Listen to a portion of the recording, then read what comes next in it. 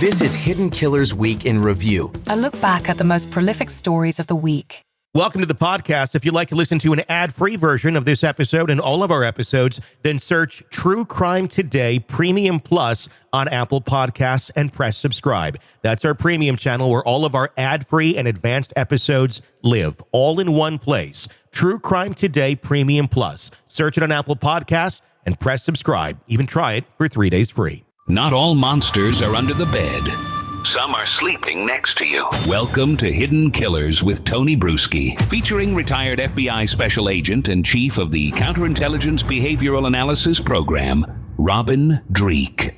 Lyle and Eric Menendez are not going to be home for the holidays. There's not going to be the HGTV special where Eric and Lyle put shiplap up with Joanna Gaines, unfortunately.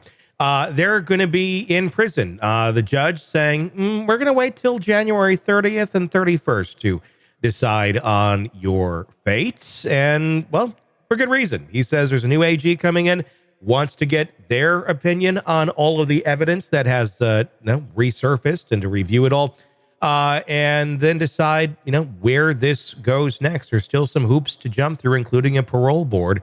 Joining me to discuss, Robin Dreeke, retired FBI Special Agent, Chief of the Counterintelligence Behavioral Analysis Program, and author of the book that's on the wall behind him and that I have in my hand right here. Good. Would this fit into a stocking? I have a wide enough stocking. I think that would work. But it is a good Christmas gift. Get it wherever books are sold. So what's your thoughts? Are you surprised that they're not out by Thanksgiving? Do you think that this is all going to kind of fall apart here? What's your take? I have two. When I first heard it, I was disappointed. Mm-hmm. Because like you feel for I feel for these two. Yeah. I mean, and so I really wanted them out sooner rather than later. But then my pragmatic brain kicks in, and I understand. I give props to the judge for honoring the process. Sure. I mean, as we have to have faith in our institutions and our law enforcement officers and our court processes, and we just need to have faith and trust in our things that we do to keep things functioning well and equitably. And so I see the reason behind it. I'm disappointed for the boys, but what's another month or two waiting? Yeah. So disappointment is me, Robin, personally. Pragmatically, I get it.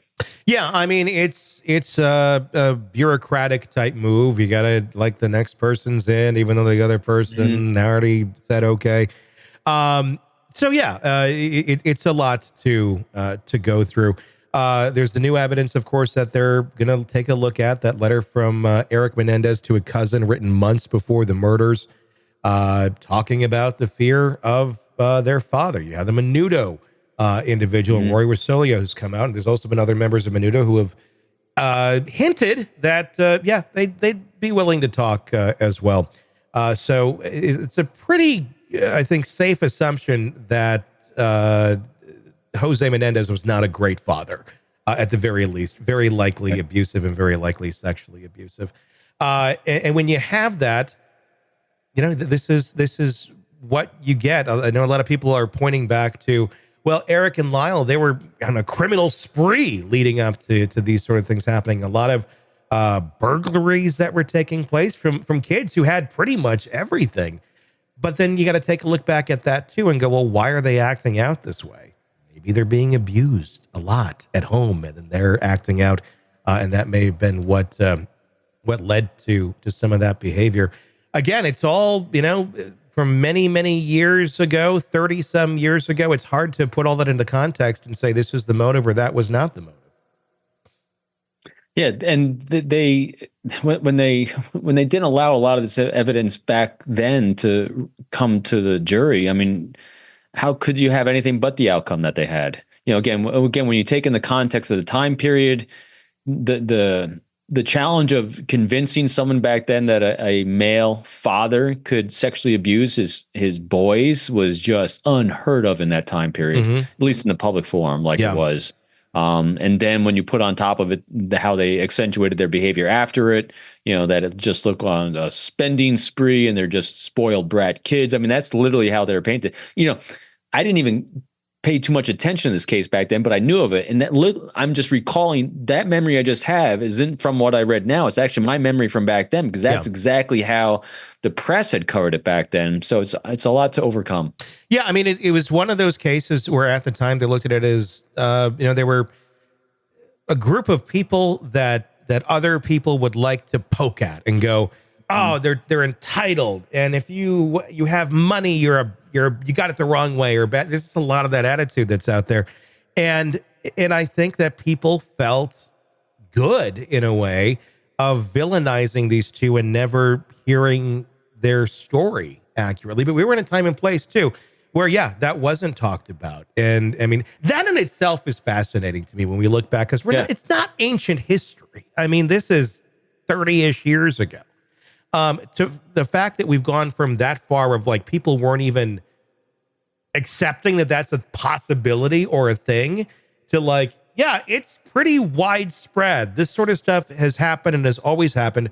Why do you think that is? As a behavioralist, why have we had such a shift in society to be more understanding and accepting of these sort of things and the consequences than we did just a short time ago?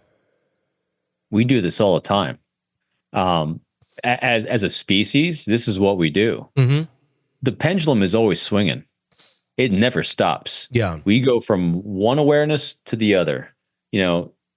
We think we're at center right now, but in 10, 20, 30 years, people are going to look back at now and say, oh, wow, it was way over here. Because what happens is when things get so extreme, people have outrage, they fight back, and they recenter, and they think they're bringing that pendulum back to center. But then because people are so cautious, they'll swing back the other way. Mm-hmm. So think about this time period that we're talking about now. And this was a time period where being openly gay was lambasted by mainstream media. Yeah. I mean, people were losing their jobs if they came out as gay. This is the time period right before Don't Ask, Don't Tell in the military by Clinton, a Democrat. Yeah. And so, and even just think about this. So, that's even minor compared to the fact that not too long before that, let's see, 39 to 40. Mm-hmm. This was the 1980s. So 40 years prior to this, you had entire religions called Judaism being wiped out off the face of the planet because of that pendulum swing. Yeah. And what happened there? It swung back the other way. So you had entire nations that were anti-Jewish wiping people out. Then it swung back again. It swings back again. So what we do as a species, we're constantly doing this. Yeah.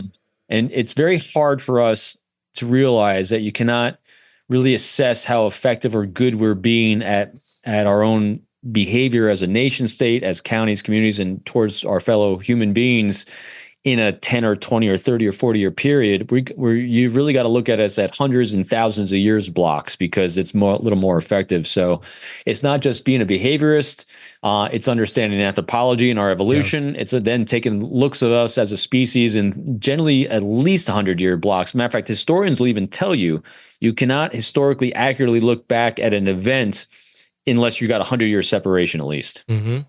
So it's so even this time period, just looking back to what happened then, give it another 40 years, and I think it will be even more accurate at assessing what happened. Enlightenment in terms of social acceptance and norms doesn't happen in 10, 20 years. That's a much longer thing. And that's where you have the swing back and forth, and eventually it settles itself out. But by the time it settles itself out, everybody who's involved in those cases are dead, because that's how long it takes. Because again, and it's also different places in the world, because every culture, I mean, just look at around our world right now. The United States is extremely open and accepting of different lifestyles, genders, orientations, LGBTQ, all that, compared to some nations in our world right now. Yeah. Not even close. Well, women's rights in our country is extremely much better than a lot of other countries as well. So it's also culturally dependent. And another interesting, I think, aspect of this, if you look back on it into that time period, is society as a whole really had a weird way of looking at sexual abuse of same sex onto another, or abuse of children, and conflating that in some way, shape, or form of, well, they're just gay. Like, there's abuse, and they're not the same thing. It's not the same thing whatsoever. But at that point in time, I don't know what society would have said was worse. You know, the way that people had viewed things at that moment in time. It is fascinating, you know, when you look at generationally, how the generationally perceives himself as well.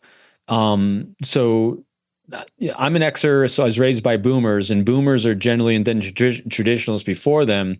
It was all about maintaining a facade, an outside facade that we, you know, it's the Wally Cleaver, you know, household, you know, like it looked a certain way. Everyone's wearing the ties. And I mean, there's always a perception of what you need to project to the rest of the world of what the media at the time. Again, I think it's really easier to kind of look at what the media said was acceptable, because that's what everyone does. Is everyone's always looking to the media, because we are, as a species, we suffer what I call the cult of comparison and the disease of more. Yeah. And so the comparison thing is really key and critical, because whatever the media puts out is what the norm should be, is what people conform to. And so the media at the time, if they're going to say negative things, or the TV shows are portraying what the regular people should aspire to look like, anything that deviated from what they were saying was normal was disregarded, not regarded at all. And so you look at the TV shows at the time that were put out. You had Happy Days, you had Laverne and Shirley, you had Gilligan's Island. I mean, you had some goofy stuff. You had then Dallas, you had 90210. I mean, so you look at historically some of these things, what kind of diversity was in these shows? Because remember, I keep going back to Ellen on this one. Ellen DeGeneres had her show back then, hugely popular sitcom she had. All of a sudden, she decides to come out as openly gay. Canceled. Yeah, remember that. Yeah. Can you imagine that now? No. No. I mean, it's amazing how much that can change in such a short period of time. Yeah. And how people's attitudes can be more enlightened, and then in other ways, and we look at other aspects of society and feel like we've regressed quite a bit. But that's why. So I study and love anthropology and history and evolution and all these things, because it gives me beautiful context to know that, hey, we're better today than we were before. We're not perfect today, and we'll be better tomorrow. And so, and then just asking yourself, instead of getting emotionally wrapped up on it could be better. Of course it could be better. I always ask myself, what specifically can I do to impact that? And so that's what we do every day, is we solve problems, and we solve problems by asking pragmatically, what can I do to rectify this? This is a right, this is a wrong. What are we going to do about it? And again, I don't want to paint the picture that I think we got it all right in our country. Absolutely not. Yeah. But if you're looking for data, again, you'll find the data you're looking for. Always know this: there's not a place on this planet that's got it all right. There's not a place on the planet that's got it all wrong. Yeah. There's aspects of greatness and there's aspects of bad. You'll find what you need to find, and then you can take all that goodness and what are you going to do to incorporate it into what we're doing now to kind of move that dial forward for us. Welcome to the podcast. If you'd like to listen to an ad-free version of this episode and all of our episodes, then search True Crime Today Premium Plus on Apple Podcasts and press subscribe. That's our premium channel where all of our ad-free and advanced episodes live, all in one place. True Crime Today Premium Plus. Search it on Apple Podcasts and press subscribe. Even try it for 3 days free. Let's be honest.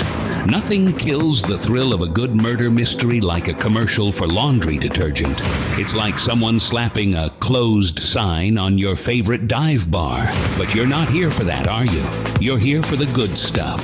So ditch the ads and upgrade to True Crime Today Premium Plus on Apple Podcasts. With True Crime Today Premium Plus, you get your crime straight. No chaser. Commercial free with extended interviews and early access. It's like getting the bartender's special when the bar's already closed. Search for True Crime Today Premium Plus on Apple Podcasts. Subscribe and drink it all in.